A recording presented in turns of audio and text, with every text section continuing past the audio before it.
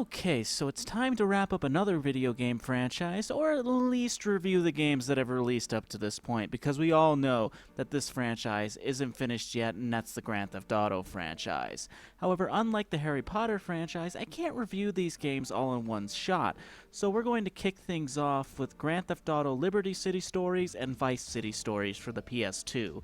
I know these games were originally released on the PSP, but because of recording purposes, the PS2 was the easier one to deal with. We'll start with Liberty City Stories. In between the long wait between Grand Theft Auto San Andreas and GTA 4, Rockstar decided to release two games in between, and they would sort of be prequels to GTA 3 and Vice City, and that was Liberty City Stories and Vice City Stories. Why a San Andreas Stories doesn't exist in this, I have no idea. You would think the game would be perfect for a series like this. The story follows the character of Tony Cipriani, who is returning to Liberty City after killing a made man for Don Salvatore Leone. Throughout the story, he does jobs for various people throughout the game besides the Don, including his wife, a character named J.D. O'Toole, and his mother, among all people. One of my biggest complaints on Liberty City Stories is that it doesn't escape the filler game feel to it, which is a slight negative. What I mean by this is that the story doesn't feel as strong as the main games in the franchise. It feels too much like a filler storyline with no real rhyme or reason for truly existing. In fact, there are a lot of continuity errors in the story that don't help it sync up well with San Andreas, because there's supposed to be some kind of continuity between San Andreas and Liberty City Stories. Also, the story is very singular next to the main games, with not as many side missions, and everything is more focused on the main plot. Not that that's a bad thing, but it does take away a bit from the variety that was present in the main games up to that point in time. However, this wasn't necessarily a fault from Rockstar. Please bear in mind that Liberty City Stories and Vice City Stories were meant for the PSP, so a lot of these things had to be left out in order to deal with the PSP's lack of processing power when compared to the PS2. Don't get me wrong, I like the story very much. It is very well written, much like the main games. However, the lack of features does hinder the game and makes it feel far shorter than the stories told in Vice City and San Andreas. On that note, though, it does make it a better story than GTA 3, which is definitely a plus. GTA 3 was, in many ways, the test game for that era. GTA, like many franchises in 2001, were making transitions from the PS1, N64, and Sega Saturn to the PS2, Xbox, and GameCube. So there was still a lot of learning that developers had to go through to really test the limits of these consoles, so GTA 3 lacked the updates that would be present in later games. Much like previous GTA games, everything is set in an open-world environment that you can explore and is filled with life. This Liberty City is almost 100% identical to the one that was introduced in GTA 3, given a few cosmetic differences to show the differences between the time periods that the two games are set in, including slightly different cars, and a few buildings do appear slightly different than they would appear in GTA 3. Now, this does present what many people considered a step back for Rockstar, and that was leaving Liberty City largely the same from GTA 3, because Liberty City, while not necessarily smaller in terms of pure size, didn't present the features that Vice City and San Andreas presented. However, Rockstar does manage to add more accessible locations, and also a few of the smaller features like being able to change clothes, and also being able to ride motorcycles. The accessible environments is a bit of a letdown for me, mainly because of the size of Liberty City and the PS2's known power. I can understand that the PSP might not have as many accessible locations, but for the PS2 port to not add any more is a little bit weird, especially for a console that held so many for San Andreas. A smaller feature taken out is being able to climb and swim, but I can honestly care less about that one. In my mind, that was an entirely useless feature until GTA 4. One of the big innovations on the PSP version was the multiplayer, which was unheard of at the time for GTA. Now surely, since the PS2 has online capabilities and better processing power, this should be a natural option to port. However, this option was not ported and is, to me, the biggest disappointment in the game.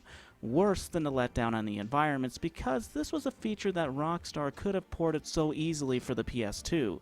In fact, they could have enhanced it, but instead they got lazy and got rid of it entirely.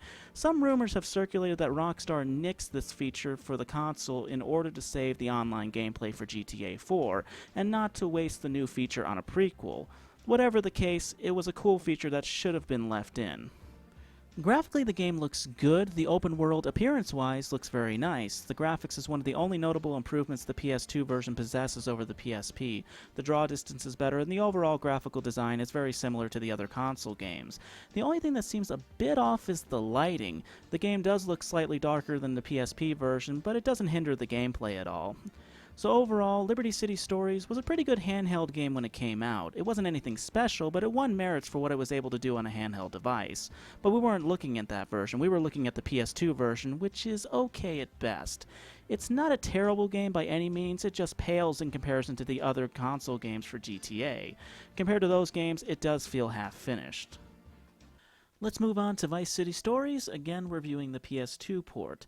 This time the story follows a character named Vic Vance, who starts off as a corporal in the army. He is a man trying to make money for his poor family, which is quite dysfunctional. He does jobs for various people throughout the game, including his supervisor Jerry Martinez, a war veteran Phil Cassidy, Phil's brother-in-law Marty, and others. Vice City Stories' storyline is far more intriguing than that of Liberty City Stories, with more intriguing characters and just more story in general. It's told in better detail and comes off closer to what Vice City and San Andreas had pulled off with their stories. With that being said, it's still not nearly as long as Vice City or San Andreas, with less main characters, and the missions for the most part are still very singular, and while some variety has been thrown in, it's not quite the same as the main games, but is a step in the right direction and doesn't feel like a step backwards like Liberty City Stories. In terms of scope and development, this is a far stronger effort than its predecessor, and that's definitely a good thing. For the handheld game, not so much for the console version. Now, to Rockstar's credit, they did do more with the PS2 port of Vice City Stories than they did for Liberty City Stories. However, with that being said, considering how huge the original Vice City was, you still get the feeling that they could have done way more with this than they did. The additions that they add on are almost entirely useless. 5 new, odd missions that don't pertain to the story, 6 additional unique jumps, and more rampages. Sounds great when you describe it, but it isn't until you play it that you realize that it really doesn't add anything on top of the PSP version. Don't get me wrong, the additional features are nice, but when they don't add anything to the core gameplay or the story, then why are they there? Now, a few features added to the game were surprising to see on the PSP, such as Empire Building, which has you taking over businesses from enemy gangs, plus they've added more side missions like Beach Patrol. Because Liberty City Stories looked very restrained against the PSP's hardware, it was very surprising seeing all of these features on Vice City Stories. These features were obviously easy for Rockstar to incorporate onto the PS2 version, which is very cool. Then there's the multiplayer, which for the PSP saw a couple upgrades, especially with the vehicles, which now include water-based vehicles. And guess what? Rockstar again refrained from putting this feature onto the PS2. From a graphical standpoint, this is a game where I was actually really glad the PS2 version existed as a second option when not playing the game on the PSP.